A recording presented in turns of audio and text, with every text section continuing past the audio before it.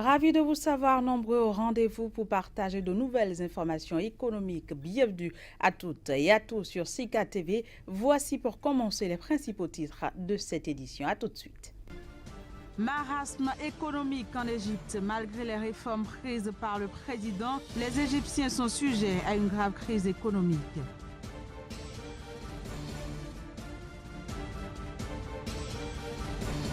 Discours du vice-président zimbabwéen devant la Mining Investment Conference. Constantino Chiwenga rassure les investisseurs.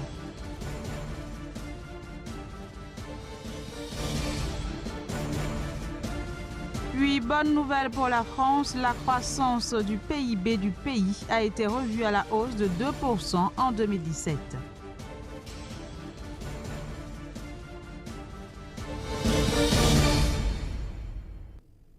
À nouveau, bienvenue. Les Égyptiens déplorent la cherté de la vie dans leur pays. En effet, le pays fait face à une grave crise économique dans laquelle il est plongé après la révolte de 2011. Les détails sur le sujet, ce sera dans cet élément. Les réformes économiques prises par le gouvernement ne semblent toujours pas porter leurs fruits. Coûts élevés des produits, salaires insuffisants, les Égyptiens suffoquent sous le poids de la cherté de la vie. Les prix sont exorbitants et l'argent s'évapore vite. Un billet de 100 livres suffit à peine à acheter du fromage ou d'autres articles au supermarché. Auparavant, le salaire était suffisant pour tout le mois. Un salaire mensuel de 3 000 ou 4 000 livres ne suffit plus à couvrir les dépenses du foyer. Tout est désormais cher. Les vêtements et la nourriture sont chers. Les prix sont exorbitants et ont triplé, voire quadruplé, alors que la situation des gens se dégrade et qu'il n'y a plus de pouvoir d'achat. Les gens n'ont plus les moyens d'acheter des couettes ou de couvrir les frais de coopératif de la mariée. Nous espérons que l'industrie locale reprendra ses activités. Je connais des propriétaires d'usines qui ont fermé les portes de leurs fabriques et sont partis. Rien n'encourage ces gens. L'activité économique sera à nouveau stimulée si le gouvernement encourage les industriels. À l'heure actuelle, le client est en quête des produits locaux à des prix bas car les produits exportés achetés en dollars américains sont désormais chers. Et pourtant, le président égyptien avait obtenu fin 2016 du Fonds monétaire international un prêt de 12 milliards de dollars sur 3 ans pour sortir le pays du marasme économique. Et ce, à condition de conduire un programme de réformes économiques drastiques. Parmi elles, la dévaluation de la livre en novembre 2016, qui a perdu la moitié de sa valeur par rapport à l'euro, et les coupes dans les subventions publiques sur l'énergie et les carburants. Notons que les réserves de change de la Banque centrale égyptienne sont passées à environ 37 milliards de dollars contre 16 milliards de dollars en 2014. Le taux de chômage, quant à lui, serait passé de 13,4% à 11,9% selon le gouvernement égyptien. Le vice-président zimbabwéen Constantino Chiwenga s'est voulu rassurant vis-à-vis des investisseurs dans son pays. C'était au cours de son discours tenu à Harare devant la Mining Investment Conference. On l'écoute.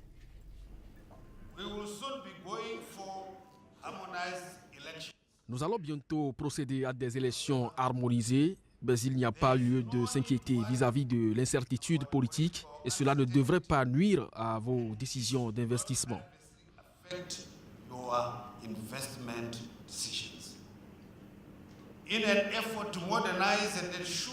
Afin de moderniser et d'assurer la clarté et l'uniformité de nos politiques, mon gouvernement a ajusté le seuil d'indexation de 51% et 49% à compter du 7 décembre 2017.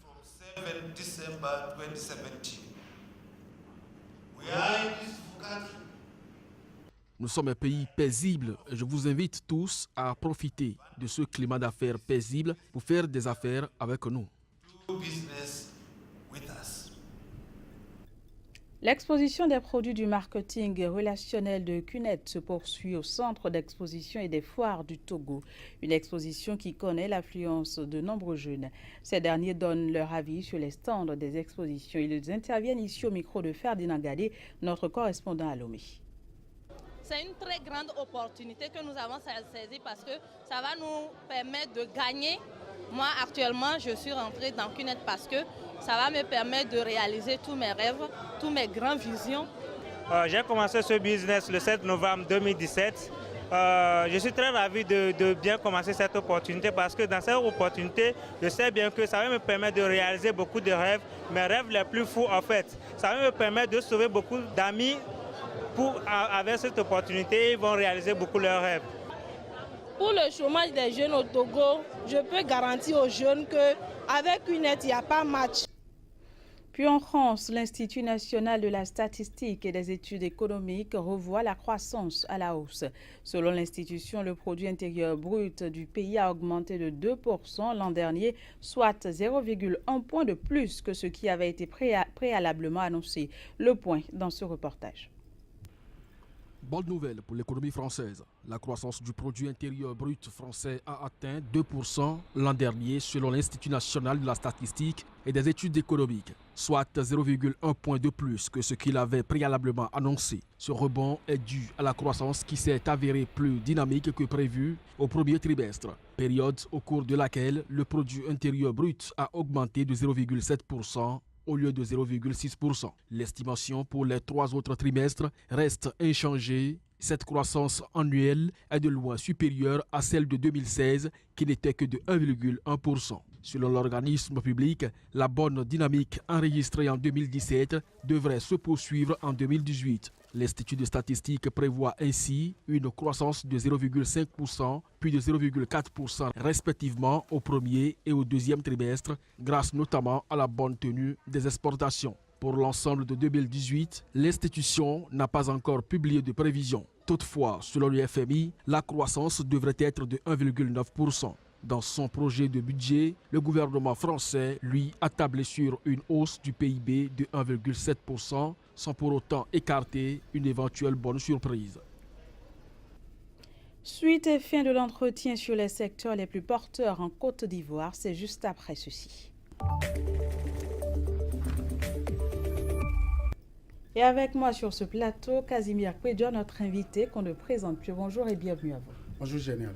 Alors, après le boom des activités de location et de construction dans l'immobilier, la Côte d'Ivoire excelle dans le commerce et la distribution de ciment, sable et gravier.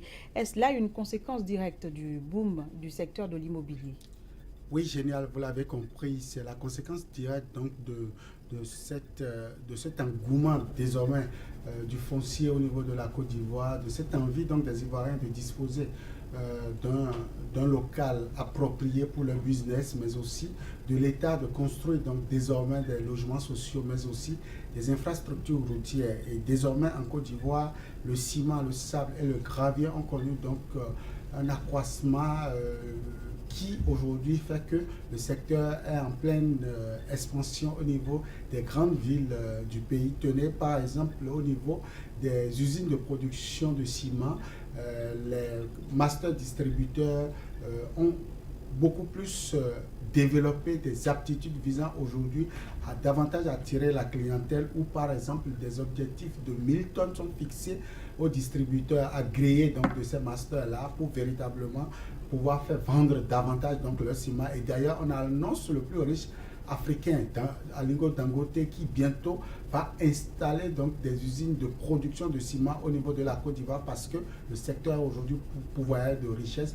Et au-delà de ça, c'est d'autres activités industrielles qui se développent autour donc de cette livraison-là. C'est par exemple la fabrication des briques préfabriqués pour toujours la construction au niveau de la Côte d'Ivoire. Et il semblerait également que le secteur de la santé ivoirien soit une opportunité pour les investisseurs. C'est bien ça, génial. Il faut dire que l'incapacité de l'État ivoirien à assumer le soin adéquat à tous les Ivoiriens crée aujourd'hui l'opportunité aux investisseurs privés de squatter un peu donc le secteur de la santé, le secteur sanitaire. Et aujourd'hui, on note de plus en plus des investisseurs privés investir davantage leurs ressources dans ce secteur pour véritablement offrir un soin de qualité aux Ivoiriens.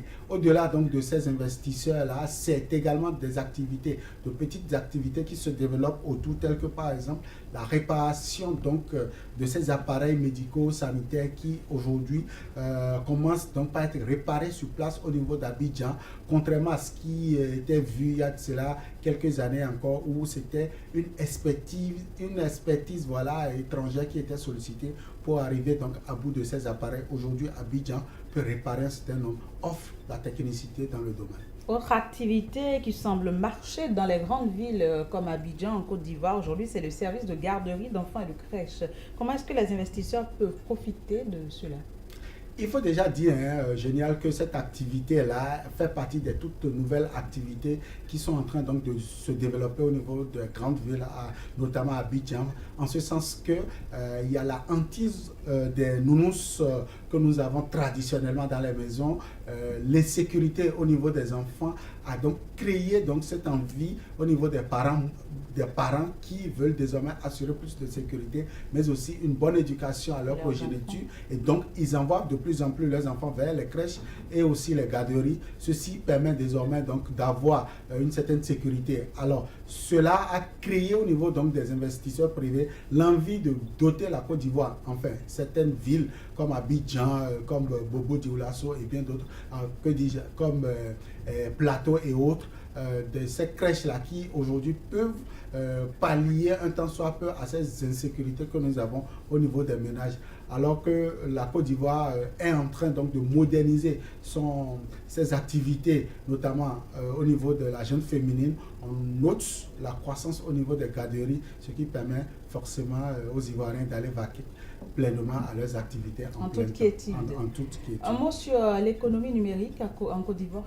Alors la Côte d'Ivoire n'est pas restée en marge donc de la technologie des informations, de la communication des informations, où aujourd'hui on note beaucoup plus de développement au niveau des studios, au niveau de certaines activités comme le e-commerce, où des promoteurs privés créent donc des boutiques en ligne, créent donc l'espace sur le web, sur la toile, pour véritablement vendre des produits dont ils ne sont forcément pas les précurseurs, et donc ils offrent ces services-là. Et ces jeunes parfois créer des studios d'enregistrement, des studios de vidéo pour véritablement aller enregistrer dans des formats beaucoup plus professionnels pour vendre donc ces différents services que vous pouvez retrouver aujourd'hui à Abidjan.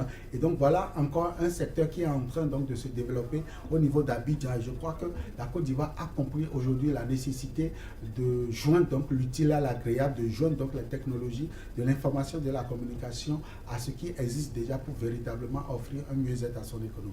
Voilà, ce sera tout. Voilà, nous venons de boucler le sujet sur les secteurs les plus porteurs actuellement en Côte d'Ivoire. Merci beaucoup de nous avoir apporté toutes ces précisions-là et je vous retrouve demain pour un nouveau numéro. Toujours avec le même plaisir. Voilà, chers amis téléspectateurs, là, c'est la fin de ce journal. Merci d'avoir été des nôtres et très bonne suite de programme sur Sika. À très bientôt. Au revoir.